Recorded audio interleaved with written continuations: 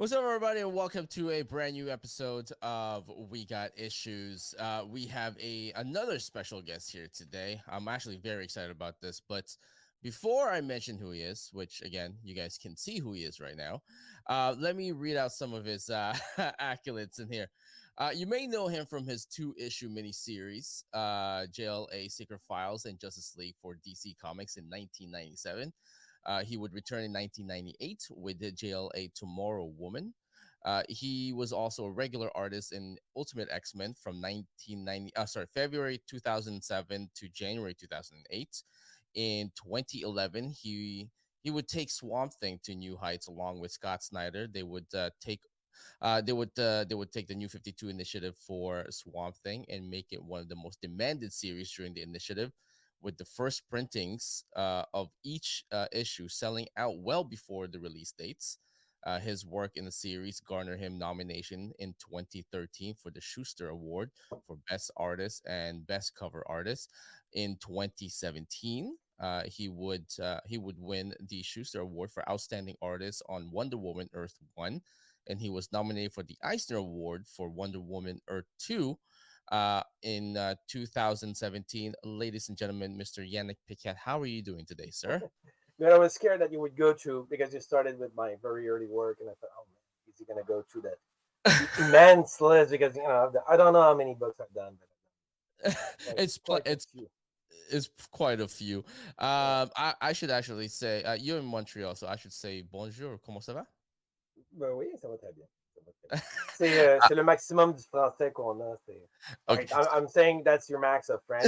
You've it reached is. your max. All right. I'll It respect is. that. I should say I am actually Canadian. That's why. So I've All only right. done I've only done up to grade nine French. Yeah. Yeah, because in Canada, it's I mean, you can escape it. We're a bilingual country, so they say. Yeah, So you have to. Well, I've learned English in school too, but yeah, I mean it was terrible. yeah. Maybe a few animals, a few color, Right, right. maybe a verb or two, but I've actually had to learn English proper in my 20s when I was actually working for DC and Marvel, and just be Yeah. able to read the script. Because before that, every well, my even before those very old book you mentioned, I done a book for Topps Comic Right. adaptation of TV show like Zeta and Warrior Princess, that kind of. So I remember getting the script and every single word in it. I had to take a dictionary, like French English dictionary, Right, just to make right. sure what I'm supposed to draw. Mhm. Now, I mean, and after I'm a bit better. Mhm. I mean, like, cause not a lot of people, not much people might know that you're in Montreal or Quebec. Yeah, yeah, Which part of Quebec are you in? Montreal. yeah, Montreal. Montreal. Yes. How do you? Okay, so I would start with a question with how do you properly pronounce your last name? Yeah, well, it's not that. It's not sorcery. It's Yanick Paquette. Yannick. There you go. Yeah, So yeah, because I was actually I grew up in Canada from when I was 9 years old until in my late adulthood, I would say right there around 21 years old, right. when I immigrated here in Canada. But I originally were from Philippines, so trying to pick up French was kind of hard. But my wife Yeah. is also Canadian. She actually did one of those kind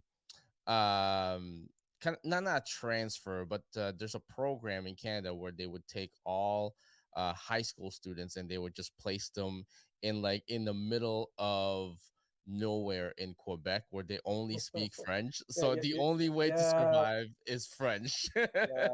It's called immersion, and so you need to Immersion, be yeah. able to, yeah, because if you have no other choice, Yeah. need to eat. I don't know. I'll make it way more dramatic than it probably was, but that's the only way. I mean, if I, if they parachute me in Philippine, I don't know Yeah. how well I'll do, but I'll learn the language. Yeah. Um see the reason why I'm like really excited about today's interview is because Swamp Thing in the New 52. New 52 was I in my opinion was the best initiative out of any publication Hmm. during that time in 2011. It still boggles me why it was scrap. But Well, I mean, Swamp yeah. it All wasn't right. really scrapped. In comics, we're used to relaunch. over and over. I think in the case of the New 52, it was so a big, such a huge scale of starting the entire universe of every single book of it. Right, right, And obviously, at first, it seemed super fresh because it's right, like from nothing. Uh, right, but sooner or later, with all these books, it's not fresh. It doesn't stay fresh long. right, right. Now there's already a lot of backstory getting built after a year and after 2 years, and then Mhm, but all these books were starting at issue zero with no backstory mhm, except for Swamp Thing. mhm. And in our case, the idea of well, there's a legendary chunk of something written by Alan Moore in the 80s, which Right, is right. miraculous, really. And the idea of starting at one, rebuilding the story from scratch, Mhm, and retracing the path that Alan took. I mhm. mean, just the simple idea of the comparison of it was kind of, we would be doomed from the start. Right, Alan Moore run is still to this day right, like legendary and fantastic. right. What Scott and I ended up doing is we implied that all of this Mhm, actually existed in the past, and we start swamping today, like fresh, but mhm. implying that we kept a bit of the old DC without really defining, oh, it's this issue to this issue. But people that does read swamping and Right, saw in our story reference to a past that actually right. Were you existed. guys surprised on how well received Swamp Thing was? Because if I'm not mistaken, when I was collecting the New 52, uh, it was more into the horror section Hmm. of the New 52, and that section, I think it was just Swamp Thing, I Zombie, and I I think there think you was mean I Vampire I could be. I Vampire, yeah, I Yeah, Vampire and I Zombie was there too as well before it oh, became could before it be. became a TV series. Could be. Um, And those are the Animal only Man also was uh, kind of dabbling. Well, yeah. honestly, from my weird vantage point when we did the New 52, I knew I had a few friends in the field, so I knew what the other were doing, but not the Mhm. entire 52 books what they were doing. But I had this feeling that somehow DC was about to propose to the reader 52 types of book, like not 52 comics of a shared universe per se, but Right. 52 genre of comics. So you'll get Right. like Jonah X if you're into Mhm. western and stuff. You'll Right. get Jim Lee giving you the most bombastic fist in faces explosion color with GLA. So Mhm. if that's your thing, we got you covered. Um, Mhm. and in my case with the Swamp Thing, we were trying to explore a very specific type of horror, like more poetic horror with part beauty, part Right. disgusting stuff. There's a lot of weird thing in there. There Um, was, yeah. yeah, and so I was, and even regular superhero book like Batwoman, for instance, Mhm. I knew what G.H. William was doing on it and offering this uh, almost hypnotic graphic design madness that he ended up doing. So if that's your cup of tea, we got a book for you, which is this weird thing, Mhm. and and and so yeah, I don't know if we can make families of book for the New 52, but I think they marketed it that way in putting um like I Vampire and Animal Right. Man and Swamp Thing into like this Mhm. category of, oh, we're gonna explore more horror. But Right. as it turned out, my idea of, oh, they're gonna go for 52 type of horror, maybe a 52 type of story, maybe even one of those is teen love. I don't know, Right. because Right. Right. um just to pull back a little bit, I'm French Canadian. I've been exposed to mostly European culture comics Mhm. growing Yep. up, and manga, and well, in these other market, you can do stories about all sorts of things, historical thing. Uh, you can do stories about cooks, fighting for food cooking Right. challenge. You can.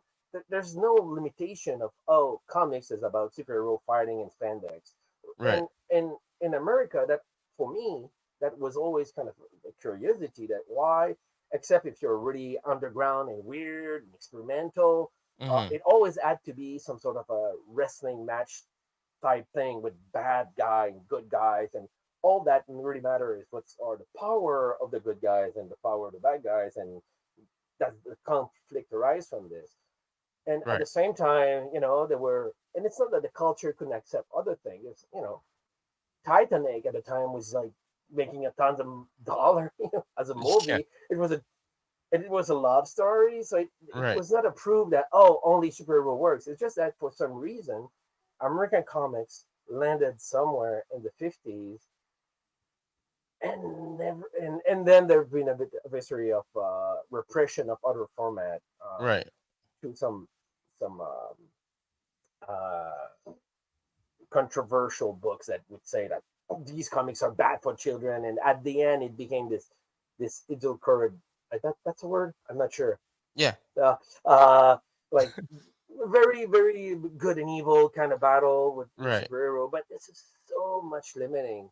And with the new 52, I was like, oh, we're trapping this kind of, but Image at the same time open the door of there's all sorts of other possibility of stories. Maybe we're gonna venture that way, and we Right. kind of almost did, but not totally fully, because there were still a lot of books which is just like they had not the specific thing, they were just like superhero Yeah. Titan or whatever. Yeah. Was it always been the plan to have Swamp Thing the center of the horror genre during the New 52? Because it seems like everything, pun intended, it grew out of with Swamp Thing, because yeah, you have Animal Man in there and everybody knew it was going to somewhat cross over at some point in time, Mhm. but it was I think it's just it might not, it might just be me, but it doesn't seem like DC invested a lot of time in Swamp Thing during the New 52 initiative, but then when everybody had such a great reception to it, it felt like they had to restructure everything and grew out of Swamp Thing. Or has that always been the plan Yeah, when Swamp Thing first started? I don't know if it was a plan, but it was probably the most famous of all those. Like I Vampire, I think was brand new for New 52, and Mm-hmm. Animal Man, well, was big in the time of Grant Morrison, obviously. Mm-hmm. But I think Swamp Thing was better positioned in terms of a well-known character, I guess, if you want to bring. Right, right, And right. so when they did, well, they tried with Jelly Dark, for instance. They I did think it. Yeah. I initially Swamp Thing wasn't part of it. No, Maybe I'm because wrong, it's but still those things where it still kind of grew from Swamp Thing. So they had JLE Dark, but it wasn't as it didn't have enough pull as Swamp Thing did. So I think my belief was they had to put Swamp Thing in JLE Dark in order for it to could be, be as could be. popular as it did Yeah, and they did. They become. did. They did a Batman with the thing. When you put Batman in some book, it Right, helps the sales. Maybe, right. maybe you're right. So was that so when they approach you with Swamp Thing, did they already have a plan on what's gonna happen, or they're just like, okay, we're gonna give you this title and then we'll see where that goes? Because it seems like during the initiative is that they're taking out books that are not doing well and then replacing it with another, keeping that 52 number in, or was there like a different plan in there? Like you and Scott had a different plan, like, hey, we're just gonna take over the whole thing. We're just gonna take Yeah. over the whole thing and then Well, not have uh, this canceled. as the way I remember it, when the new 52 came, it came as a surprise for a lot of us. I was at the time I was working with Grant on Batman Inc. With Grant Morrison on Batman Inc. And I was the plan was I was just supposed to start Batman Inc. And then me and Grant would go and do Wonder Woman and Earth One that we ended up doing years after.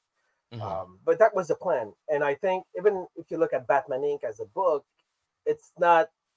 I mean, New 52 come at it in a weird way, and it disturbed a little bit of Grant Morrison's plan for Batman when the New 52 suddenly hit, and then you Hmm. had costume change. So it came as a surprise, and so they offered like the big writers books to do. Grant went for Action Comic, which was the biggest, action comic number one. Hmm. the last time Action Comic #1 came out was like the fundamental stone of on which all of comic is built. I mean, there was Right, something right. symbolic. You couldn't resist it. And they sent me a list of characters to choose from that was still available because I was exclusive with them. And Right. on that list, at the bottom of the list, there was Swamp Thing as an Hmm. option, and there was other Right. books. I remember Bad Girl was in there. There was a bunch that I could choose from. But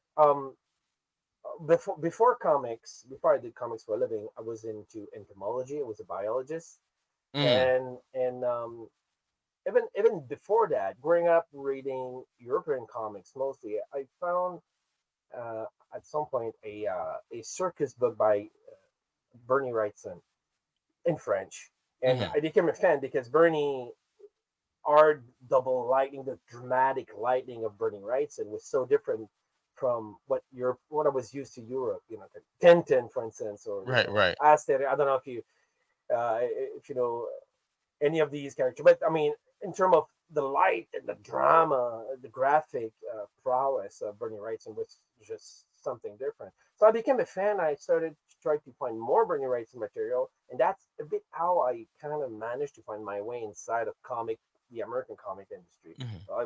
what their output was. Um, so anyway, when I was reading that list for the New 52 and Swamp Thing was on it, I felt like almost, oh, this is like going back to my origin or my root kind of. And also, it came with Scott had made a just a pitch, Hmm. like a page of where we might go with the thing, and I thought it was very clever and made a lot of sense. And I said, but my only problem though, it was a monthly book, and at the Hmm. time I was kind of resisting the idea of doing monthly.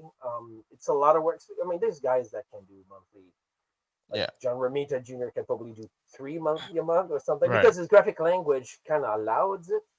Me, it's a Yeah. struggle.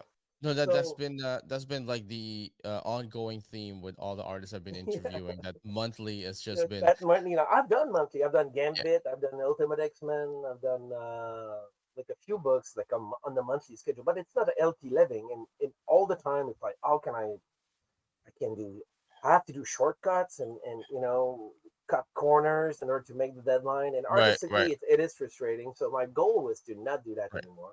And I went and I talked to Scott and the editor at the time and said, well, you know what, I'll do all the covers. I'll do at least half of every interior, like every issue, Hmm. well, every second issue, whatever, and maybe more. But by being like involved in the covers and everything, I'll kind of steer the ship graphically Hmm. into a very specific direction. At the time, I was really I wanted to arc back to the work of Bissett and the guys around the Alan Moore era, which I thought were Right, very they were on a path of discovery. I mean, graphically, Swamp Thing was something in itself. There was an right. expectation when you open a book of the set of Swamp Thing or Total Band and these guys. There was a graphic lushness, a daringness in terms of the layouts. There Hmm. was something to be seen, even before you read the absolutely fantastic story from Alan Moore. So to me, I wanted to imbue those books with that quality, like this Right. graphic lushness, and knowing that, well, if I do only half, I can maybe try to push villains like the guys that will help me and Right. accomplish that into the same direction. And we ended up Right. finding artists that were really willing to go crazy. So Yeah. You know what I haven't asked new 52 artists and writers that's been in the show is, um you know, Miss Joelle Jones explained about the huddle that you guys had in the hotel and all that stuff, the meeting that everybody had. It's actually quite funny story. I don't know if you have a funny story about Dan Diddle yelling at everyone again. But how taxing was it to do the new 52? Because based on the description and based on the interviews I've been having, it seems like the whole initiative was just very tiring on, because like you mentioned, yeah, you have monthlies and then you have the covers and then you had this and you had that. It's Was it really at that point where you're just like, man, we got to get another second artist in here just to like yeah. get the Well, load up? from the get go, I kind of in my laziness, I don't know, in my wisdom, I kind of did a good move by saying initially to the editor, I'm not gonna do like Mm-hmm. the thing for. I'll take the lead time that I have. I'll do the first two issue for sure, and then we're already gonna start finding Mm-hmm. people for the third one. I don't know how many in a row I ended up doing, but and then we planned it like that from the get go, knowing full well that this schedule was a little bit too crazy. Right. Um, we didn't have that much lead time for New 52, except for GH William because his series, it was doing Batwoman, and his series was supposed to come up like a year and a half before New Right. 52. But instead of releasing it when they knew they were doing New 52, they said, "Oh, well, we'll let GH work, and Mm-hmm. they'll come up like as clockwork when a New 52 in a year." So you had like a Mm-hmm. massive lead. But um, I remember like the other guys thinking they could do the monthly book with all that pressure. Mm-hmm. You'll see like, oh, it's where we don't change the universe, and after issue two, it's already like filling and like, oh no, Right. panic, trying Right. to stop fires left and right. Right. Because that was my intention from the get go. I think it was easier for me. Mm-hmm. Um, and plus, I mean, Swamp Thing, especially at first, it wasn't. I have to believe it wasn't in the mind of Dan or the DC people, like the biggest, like the driver initially. Mm-hmm. You want Jelly to be on time, Batman, obviously, like Yeah. Superman. You want these things to really be the engine, and Swamp Thing is just it's like Ivan Pirate. It's a bonus. It's a bonus thing, and Right. because we did well, and it's also coincide with the fact that Scott Snyder became super famous at the time on so I think it also helped uh, Right. expose Swamp Thing to the world. For a lot of people, that New 52 Swamp Thing was their first Swamp Thing books. Yeah. So Yeah. because after Alan Moore on his era in the 80s, Swamp Thing being so different than the rest of these, it's not a spandex guy fighting, in street. It's a Right. poetic horror. It's strange. It's um, it's orneric. It's Right. its own beast. So because it's not so much compatible with the rest of the DCU property universe, they kind of part it in at Vertigo, in which cool writer can Mm-hmm. explore weird aspect of Swamp Thing. But by doing so, I mean, he was at Vertigo. He wasn't a creator owned like Sandman, for instance, at Vertigo. So he was still a propriety Right. of DC, but not being merged with the rest of DCU. He was like in a no man's Mm-hmm. land, I think. So a lot of people kind of lost track if Right. he was still around.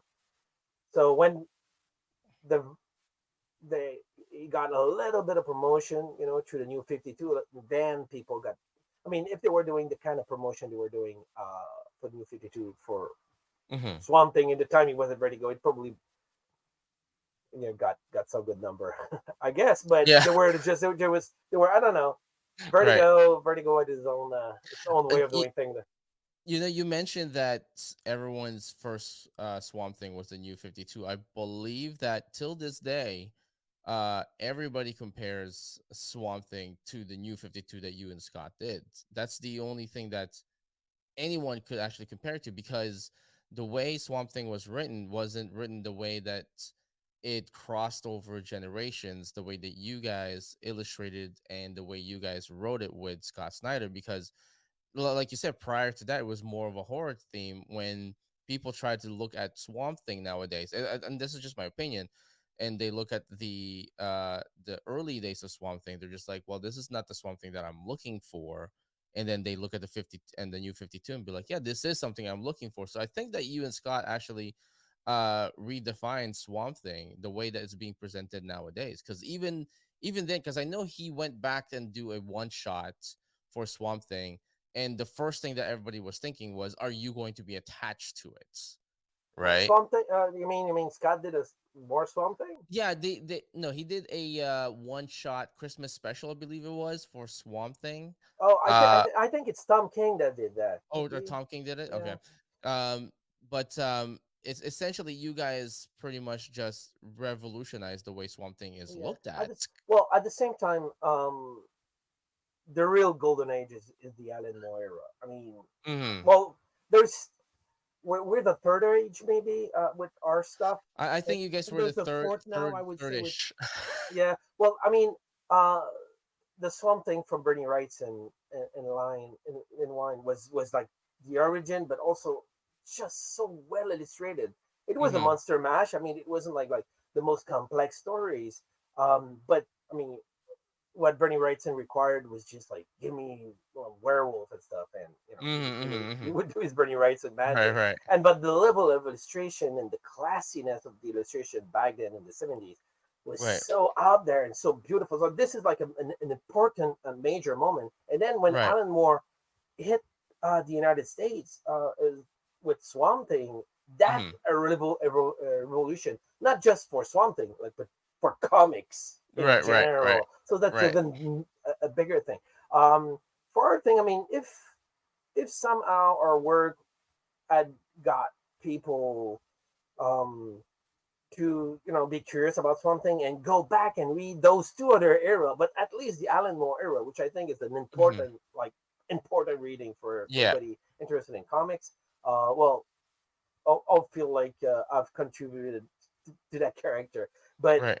and it's of course it's a question of generation, and younger guys Mm-hmm. would read our thing, not knowing that Alan Moore did most of the heavy lifting, and he's a true Yeah. genius. Yeah. Now getting back to what everything that you're attached with, I'm just looking at some of my notes in here. You are pretty much, and again, no pun intended, but you're pretty much somewhat bound to Wonder Woman. Did you do if correct me if I'm wrong, you did Hmm. another New 52 with Brian Azzarello, is that correct? No, Or that was was that Cliff. someone else? That was Cliff Chan. That was But Cliff Chan, I did, but you are attached to like Wonder Woman yeah. quite a Well, lot my with Earth 1 2 as well, right? with Earth One, yeah, with Earth One, yeah, sure, obviously. But yeah, my first monthly book, in fact, my first monthly ever for DC was Wonder Woman. So I did a run on Wonder Woman in the late '90s. Mhm. I want to say 97, 90. 90, I think it was, I Yeah, read. Yeah. yeah, that ballpark. I mean, these books are hard to find today, not because they're so awesome for my part, but they also are the first time Adam Hughes was doing covers for Wonder Woman. So my first issue of Wonder Woman is his first issue of Wonder Woman for the Mhm. cover. So all these covers are like art, so they're like game changing. Right. They're absolutely awesome, and so they're collector item and everything. But the Yeah. guy inside was kid Yannick, just trying Right, right. to survive the line and do and draw feats and stuff like that and Right. not screw up. Yeah. So that's my first Wonder Woman chunk, and when it ended, and I went to Marvel do other stuff like Right, extra shit, right. but when it ended, I always felt like I didn't give her what she deserved because I was really fighting for my life, trying to survive the deadline and just drawing in general and from learning, my skill. And I've never been able to give her like my best. And so Mhm. when Grant came up with the Earth One idea, which was like the most prestigious format DC could come up Right. with no deadline, which was crazy. It was just like, yeah, well, when Yeah. it's done, we'll publish. Just Yeah, not that. as a consumer, we're always wondering is like when is part 2 coming out? Yeah, but the idea was to approach these things not really as comic, but as literature. Let's try some weird, bold thing, and let's give the guys as much time as they need to do their best. Mhm. I certainly took that time and more. I've traveled a bit. Yeah. I wasn't, and I think part of it also was to accommodate Grant, which was looking into other projects. And I think at first they were scared that Grant won't deliver all the script, but Mhm. I was the one really lagging behind by doing like these overworked page and overthinking everything forever, Right. and so I did that. And then well, in between all of this, I've done a bunch of a cover run for GLA, for instance, which Wonder Mhm. Woman was always on it, but also like Mhm. the regular Wonder Woman series until recently. I think my last issue is I did the covers for 800, which Mhm. came out like last week, something last month, something like that. Right. So that would be my last Wonder Woman. But I would say that for 7 years, it was nonstop Wonder Woman work. Yeah. either through my Earth One, or at least covers what I was not doing Earth. Yeah. When you read the script for Earth One, Wonder Woman, did you uh did you see it as you're looking at it and be like, we're gonna catch a lot of fire for this? Oh yeah, yeah, Because well yeah. that was because when it first came out and the first description came out, everybody went after it right away, and obviously you're attached to Grant Morrison, and then Mhm. I'm assuming that you got a lot of questions about it too as well. Did you personally, when you're reading this, did you go, okay, we're gonna catch a lot of fire for this? Yeah, but at the same time, I really don't mind. I mean, there's really no point of doing the same thing over and over again. So, Mm-hmm. as an artist, you want to explore stuff.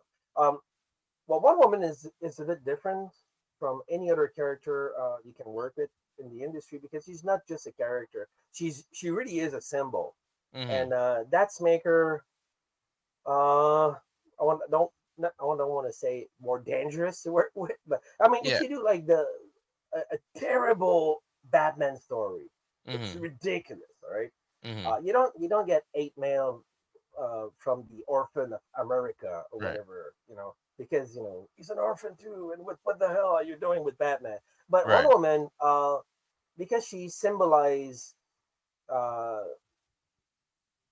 woman in general, almost, that if Mm-hmm. you mess up with the character, it's almost like if you're in a statement on woman, Right. at large. Um, and she's being um, she evolved so far from the origin. The origin of Wonder Woman in the 40s was wild. I mean, it's bondage, Yeah. Yeah. uh, it's sexual like undertone at every turn. I mean, there's a Mm-hmm. bondage on every single page in the 40s. Right. Right. Yeah.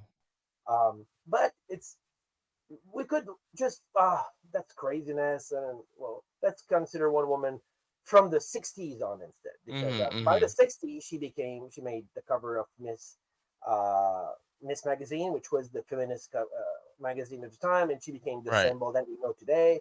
And she's more asexual in some aspect, Mm-hmm. um, and she's more superhero. But the before time, let's forget about it. It's so strange. But I Right. mean, it's the creator. I mean, the creator of Wonder Woman. I mean, Yeah. why dismiss all of this? Maybe there is something in there to explore. And Yeah. of course, Perez did a great origin. It's still valid today. Mm-hmm. Rucka did a great one. Azarello explored like weird thing. Mm-hmm. But like generation of writer explored a few aspect of thing, but Mm-hmm. going full. Let's go back to the 40s and look at this madness. What can Yeah. we, Um, I think everybody was just scared, because you'll get back to the origin of the Fuji tools of Right. Batman, because it's not touchy weirdo, but it is with Wonder Woman. And only kind of Grant was like, yeah, Right. let's let's do it. And Right. if you read the it's three volume of 120 Mm-hmm. pages, and if you read it as a whole, I think he somehow managed to justify some of these weird choices and very extreme. And I want to say that most of the craziest stuff is not from us. Is Molston, is the original creator of Wonder Woman, and who are Mm-hmm. we to say that he's wrong? This guy should not say these things about Wonder Right. Woman. I mean, Right. he's Right. a creator, so he has a value in itself Yeah. for that.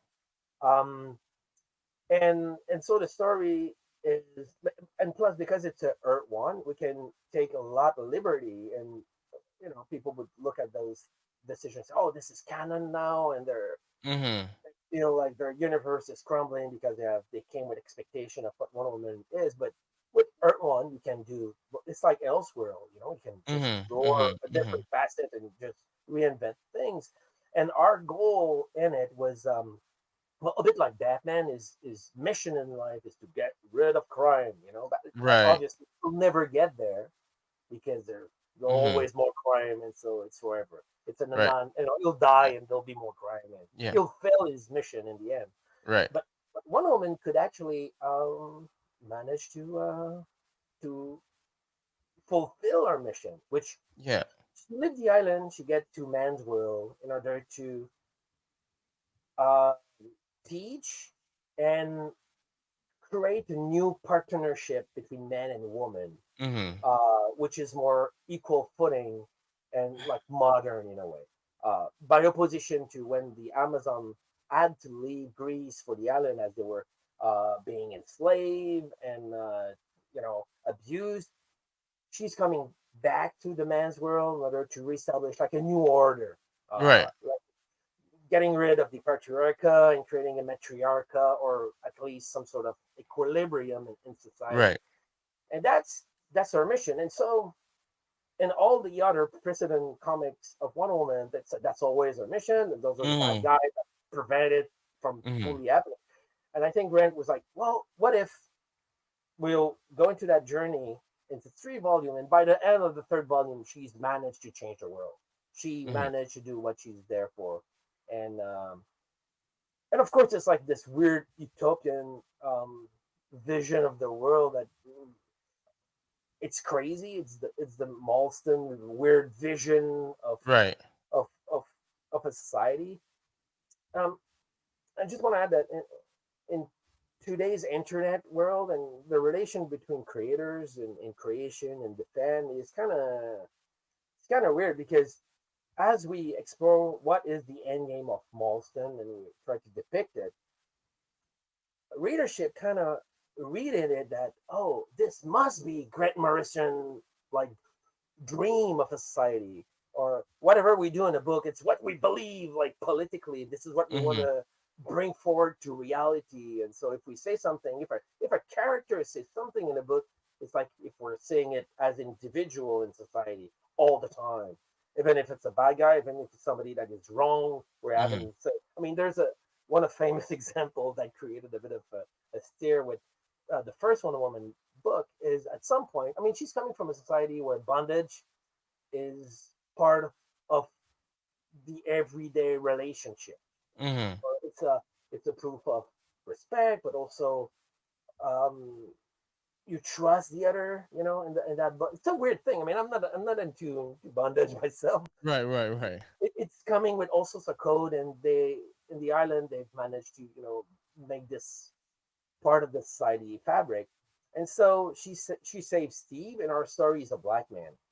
Mm-hmm. She saves Steve.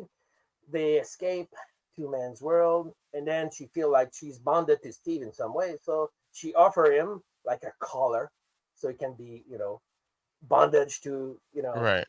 and he's like, because of course in the context of slavery and this is unacceptable. So Right. she doesn't understand that at all. She's coming from a different culture, and we wanted to make her do something like a huge clash. She Mm-hmm. doesn't understand the culture of men's world. I mean, it's the first volume. She had 2 more volumes to figure that stuff out. And so Steve is just like, he doesn't say anything, just like looking at the color and like, oof, that's fucking weird. Yeah. And so the very next page, she explained what she did to Etta Candy at a bar, and she's laughing and she's like, "You're ridiculous. You don't understand. This is not how it Right. works." So she diffused that situation. Well, that page where she offered a color went all over the internet with like, "Oh, Grant Morrison is a racist," and one woman Yeah. is pro slavery. It's like, eh, Yeah. it's a bit frustrating as a creator that anyway Mm-hmm. they should read the Yeah. full thing. No, no. I mean, like you actually touched on a couple of my next questions about Wonder Woman, and because it kind of relates back to what you said about Swamp Thing and how you guys, you and Scott actually explore something back in the Alan Moore series, and like, hey, why don't we bring that back kind of in today's world with the Swamp Thing that you guys did with the New 52? I was gonna ask you, you know, with today's society, do you believe that Wonder Woman would have survived the origin of Wonder Woman in the 1940s and all that stuff? Could you could you see yourself exploring something in the origin story of Wonder Woman there, and then apply it in today's world? Would that Wonder Woman survive? But you already touched on that too as well. I mean, I think that you know as an artist, you have a lot of balancing act to do, where you want to be creative, but then you don't want to be, canceled, so to speak, right? So is Well, that something that you're always struggling with, where, well, I want to do this, but wait, I can't do that because people are going to interpret it another way, so I'll probably just do it this way, kind of thing? Do you always struggle uh, to balance that not out? really, not really. I mean, no, I don't think so. Uh, well, if there is anything, well, it's not about the moral, the cancellation thing. Uh, for a character that are well established, like Superman or Wonder Woman, I have the same feeling when I just tried to watch Man of Steel of the plane coming back from Austin. I couldn't do it. So we'll Hmm. get back to it. But um, these well-established characters that in many cases are part of one's childhood, it comes with a baggage of expectation, Right. because they feel very personal. One woman would say that, would do this, they feel it in their bone, and then when you come up with an artistic proposition where something else is happening, they feel uh violated. This is not what Wonder Woman should do. What are you doing to Wonder Hmm. Woman? And my argument is that, well, if people will come and say Wonder Woman wouldn't say that, and I'm like, she just did, you know. Hmm. Yeah. uh She did in the book, so I win that argument from the fact. But I can understand that. I mean, yeah. I'm the same way. I have a very my understanding of Superman is obviously very different from what's going on in Man of Steel. Hmm. Almost every scene where I was like, no, this is Yeah. wrong. But I have to accept that someone would come in, look at Superman, see something in it that is not what I see, and Hmm. try to explore that. And if it's Hmm. not my cup of tea, I mean, I can always rewatch the '79 version, or read, you know, The John Burns yeah, version and the all All that stuff. Star version. I'm not forced to absorb Man of Steel, um, if it's not my cup of tea.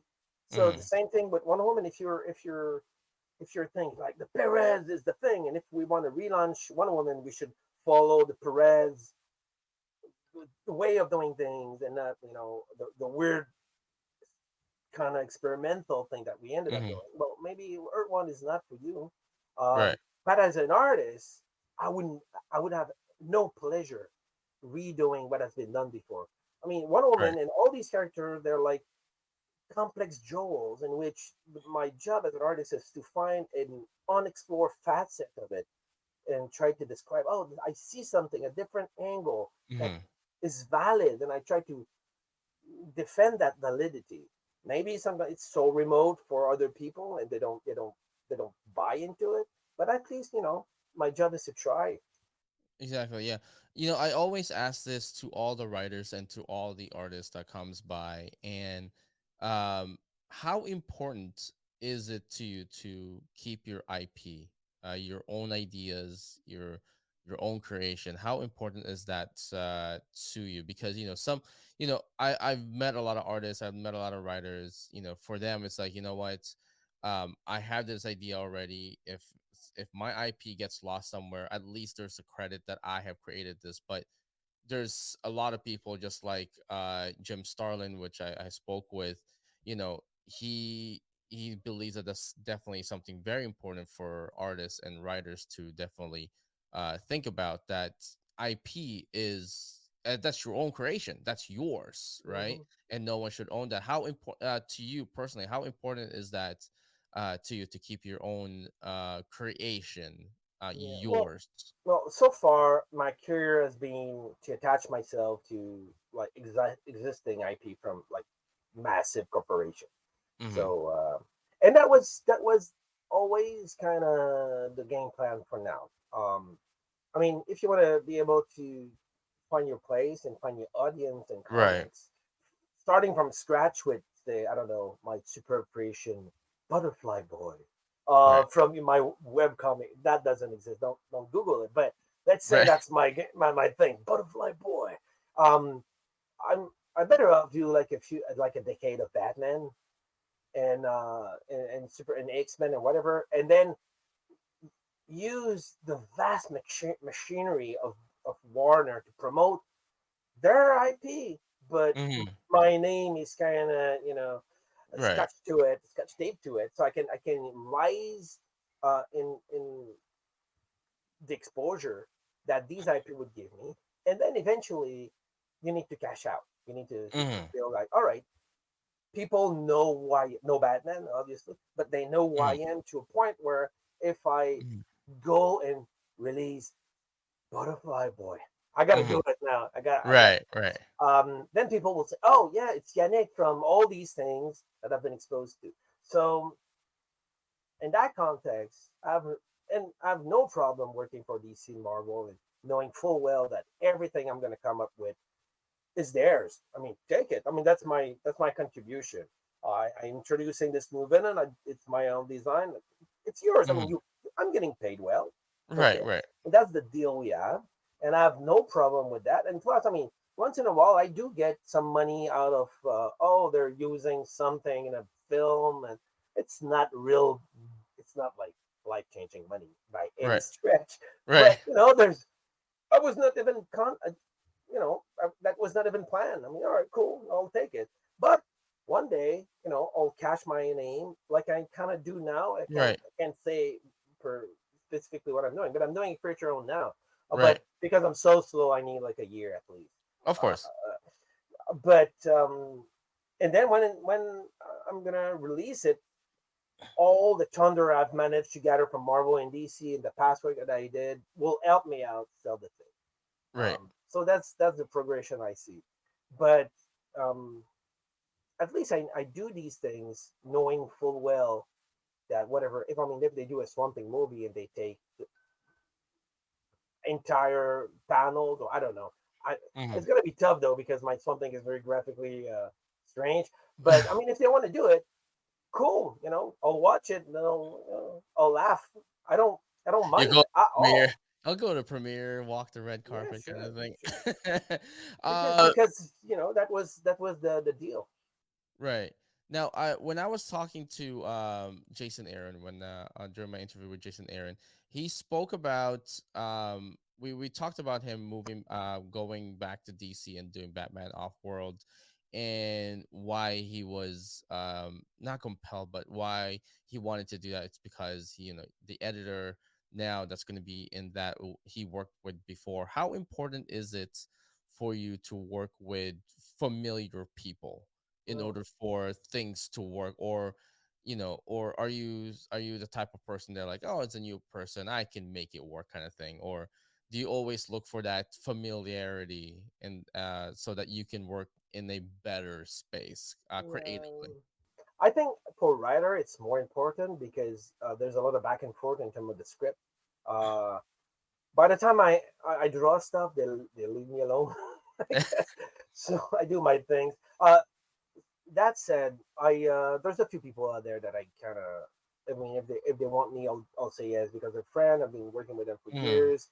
Um, Andrew Marino, Chris Conroy, a bunch of them mostly DC people because that's where I've been for a long time. But I've created work relationship, and especially when you do covers and your editor doesn't quite feed you ideas. Yeah, I don't. Most of the time, I don't read the comics I'm doing covers for, Yeah. which is a terrible thing. And plus, I mean, I'm doing these covers like 3 months in advance, so I kind Right. of rely on these editors to give me like some sort of a primordial substance that I can extrapolate into a cover. And Right. yeah, I remember every time I'm working with Chris Conroy, for instance. Oh, Chris has the best idea always. Like Hmm. it's a sentence, and I'm like, yes, that's what we're doing, and then it get me going. So you kind of rely a little bit on that. But for interior work, I think I can understand why writers might want to be able to because if you find like somebody that doesn't have that much judgment and is just throwing Hmm. obstacle in your way when you try to propose idea, that could certainly be frustrating. Yeah. But I want to say that nowadays, especially at DC, they've been the massive editor has been reduced and reduced. They've been sold left and right Right. Right. and there's very few people. Everybody that remains are like great. Yeah. So So I have a few questions here for our Patreon in here. One question says here, believe in comic books deserve a complete and utter reboot and just start all over again? Like you can pick Um, anybody in any character right now. Who do you believe that just deserves a complete overhaul? wow, I truly have no idea. The thing is, I barely read comics, so for me, it's kind of hard to come up with. Or a I couldn't remake, I say. guess. Yeah, Yeah. remake. Or redo, because it's kind of hard when you have characters like Superman, Batman. You can only do an Earth one so many times, Yeah, and yeah, in year yeah. one and year two, though, so many times, right? You You know know, what? they're You know what? I totally agree. And especially when you work on these, I've been there for the New 52, but I've been there for other big shattering thing in the past, from DC and Marvel. hmm I've been to Rebirth. hmm After a while, graphically at least you can do things, but it gets repetitive, even right, for right, me. So right, that's why I'm nowadays more excited by doing Create Your Own, which is totally different. There's no spandex in it, so right, right. that's something. But yeah, I think it's a terrible answer. But maybe it's time to look entirely elsewhere, Yeah. instead of just, let's take, I don't know, Robin and relaunch it again. It's Yeah. like, maybe we could explore other type of story entirely. Right, right. I think there's a lot of known unknown characters out there that deserves to be reintroduced. I know the one. I just You watched. just thought of it? Yeah, no. It's available on everything. I want to do Aeon. Uh, Aeon, yeah? Aeon for Marvel. So Aeon, it's got to be a Jim Starlin thing. It's Yeah. got to. So it's a three. It's like a massive galaxy wide look tree. Mhm. He has a arm on one side, like a face, Yeah. and a big eye. It's really weird, and it's one of those creation, uh, probably drug induced in the Yeah. 70s. That would barely make any sense. But there's a in at Marvel, there's a few things like that. Their ego. I mean, they reused ego, Yeah. Sentient Planet, in the movie recently. But for a while there, it was like, oh, what can we do with like a birded weird Yeah, planet? a You know? a humanoid planet that's, like, So talking and everything, yeah. I want to have like the social club of these weird entity like that are all weird, and Yeah. from scratch, and trying to make sense of the Yeah. impossible figure. Yeah. Mostly Marvel, Yeah. because I want to say probably because of Jim. Yeah. Oh, Starlin, Yeah, yeah. yeah. And another question here says, uh, any character that you've always wished that you wanted to take a stab in Yeah, well, that when I you was at haven't, I guess. Yeah. yeah, when I was at Marvel, they asked me what I want to do, and I was just about to leave to DC, but Mm. I've asked for the Hulk, Oh, and Doctor Strange. Uh, that's a try. at the Wow. time, Doctor Strange was trapped, and Bendis had this Illuminati thing, and he was part of a bigger plan of things, so he was not available. And Hulk wasn't. I don't know. I don't Oh like him. man, you would have been great right now, Yeah, actually, but with the yeah, gods. yeah. I Yeah. ended up I ended up being able to do like Green Big Monster, at DC with Swamp Thing instead. Yeah. Um, but there's something appealing, just the the over the top anatomy. When you do comics, you learn the Yeah. anatomy very well, and that's your thing. Right. But then Hulk is like the ultimate expression of this, like, yeah, just ridiculous Right. anatomic structure. So that I would have been fun. And for Doctor Strange, I guess it's not that much the character in itself, but just the opportunity, the graphic opportunity that magic, like parallel universe and right. weird, um, they've been totally star. Yeah, yeah, I, I created a lot I with think that that would have kingdom. been. I think you and Doctor Strange would have been great. Actually, the funny thing that you mentioned about that is that Marvel has a new initiative with all their magical characters. Jonathan Hickman is, I think he's rewriting everything or just All right. retelling a different history. And Doctor Strange would have been as one of them in the center of it. I think it would have been great for that, just to like just kind of take a stab on Doctor Strange and Yeah, how that would my look. true fantasy was to get Alan Moore to work on Doctor Strange and Right. destroying If everything if there's probably. any if there's But this anyone is who if there's anyone who can convince Alan Moore to come back to comics, I think it would be yeah, you. You should just yeah, present him with your Swamp Thing and be like, "Look what I did. Will you come back yeah. to But comics?" I've worked with Alan for 2 years. We did for Hmm. ABC Comics. We did something called Terra Obscura, which basically is Right. um, taking the DC universe and then but changing the character. Yeah. They are copyright free, so I guess everybody can do a Terra Obscura stuff. Yeah. But like they're free. They're free domain. Is that the word? Yeah. So and that was a great time. I mean, Alan would send me 100 and more. It was Alan and yeah, he would send me like 120 pages of script for Uh-huh. every single issue, of comics to draw, and that was just maddening. And I did 2 seasons of like too many series at Terra Obscura, and I would not probably stay there forever. But at the Hmm. time, I think Alan, it was clear that he was looking for a way out. Um, because Jim Lee had sold Wallstorm with ABC attached to it to DC Comics, and DC Comics and Alan Yeah. had some you know problem. Yeah. What was there a sorry, there's another question there. Was there a pitch that you've given your editor and they just flat out said no, not gonna happen? No, no. I mean, I don't think I've ever pitched something per se. And I think if I will, I'll be in trouble because they might say yes, and then I'll be, Yeah. fucking do it. But I rejected a few pitch that I probably shouldn't have. Um, Where are they? just after, in between, all right, in between my 2 volume of Terra Obscura with Alan, I was working with Alan Moore, so I was like, yeah. Yeah. And so we're talking about doing a second year of Terra Obscura, and I was like, sure, I'll stay there as long as you need me. Um, Right. but a script came on my table for Ek Machina, and the book that Tony Harris ended up drawing, and it won like I don't know how many Eisner Award that thing finally Right. managed to gather. Um, and I'm just making it a writer. What's the writer for that? It sounds familiar.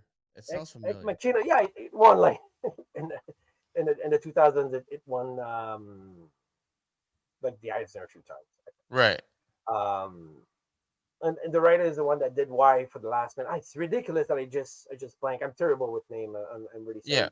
No, People that's that okay. knows will be like, no, you fool. It's the one that does Saga. Oh, Brian. Brian Kevon. Yeah. Thank you. So sorry. Anyway, I didn't know the guy. And so the script, Ah, the that'd thing been was so kind good. of, it was nice, the proposal was nice, but I was like, I might really do like lawyers and a mayor in the city. I mean, I was like, I'm not just gonna draw buildings until I collapse. I'm Mhm. staying with Alan, and I did. And yeah, in retrospect, that was a pretty good book. And that Brian came out is not bad. Yeah, Star yeah, Night man. is Star Night is all right. And my agent was like, just call him, give him a call, have a chat. I was like, yeah, whatever. I got Yeah, Alan I mean, like, Moore. I I'm would working love, with Alan. I would love to see your cover on Saga because I know they restarted Saga again. I would love to see your cover on Saga. So That'd be actually amazing. so Brian is the one that get away because of me, Uh-huh. because of my foolishness. So maybe one day. Well, it's one of those things where it's it's the crossroads kind of thing where you either take this or you take that, but it worked out pretty well on your side because you got to do Swamp Thing, Yeah, I mean, when in it, New 52 and all and Wonder Woman and all that stuff, right? yeah, it's very hard to take decision. Especially as I grow older, I read less and less comics. So new talent, like new fresh writers. I'm just Right. not aware of it because I don't read enough comics to know. Oh, Right. this is a power. This is something interesting. So I'll always end up working with the older guys. People that Mm-hmm. have been established, or that were big. Of my era. Um, Which and is so not yeah, bad. I mean, those are legendary writers. yeah. I guess so. I guess so in retrospect, but once in a while, I'll spend some time to read a bit and get excited. James Senior, for instance, I worked with Scott, and James was like a student, I think, or something in his wing, whatever. But Yeah. I spent some time. Well, I think I was doing covers for Jelly Dark, and he was doing the interior as a writer, and it was really good. Right. Oh, this, that's nice, and it turned out to James is doing very well now. Yeah. Yeah. No. Yeah. He did But really but well. but I've managed. We've done some a little bit of Sandman together. But Mm-hmm. also the thing is, because the kind of project that I do takes for so long. One Woman Earth one, I think I was in there for 6 years. I did w- one issue Batman, like with Scott, one issue with Tom. So every Mm-hmm. time I had the break, I would do some Batman stuff with the guys. But those scales of project doesn't give me the ability to really react. Oh yeah, this is a cool opportunity. No, I'm there for 6 years on that book, and Right. so I'll go through it. I just did a call for Emmanuel Associé with Mark Russell. That took me like a year to draw. Um, and but that makes sense for me because being French Canadian, I was a big fan of Moebius. So this is like the Right. one of the biggest sci-fi books in Europe ever. So Of course. being part of that legend was attractive. Um, but yeah, every time I'm saying yes, like what I'm doing now, I'm working with somebody which is well established for that create your own. But I got like 2 years, maybe three, Yeah. Yeah. of just churning pages. That actually leads to my next question. What creator own are you working on currently right now?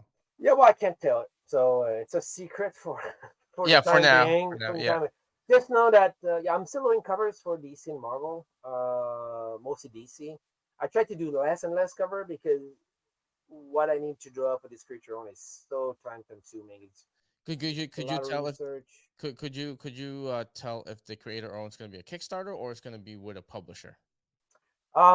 It's probably it's for sure it's through Image, Okay. so I guess it's gonna be through Image, um, and it's horror for the most part. So Mm-hmm. there you go. You can't speak too much on it right Yeah, now. I can't. I just want to say my it just involves so much research. My Mm-hmm. eyeballs are I'm spending days researching. I'm drawing maybe 2 hours a day, but and the rest of the day is just trying to gather the information. Will this be ready for announcement next year or in a couple of Probably, months? probably. I think the game plan that we have is it's gonna be around like 12 issue. Chances are, and we're gonna release it in two batch.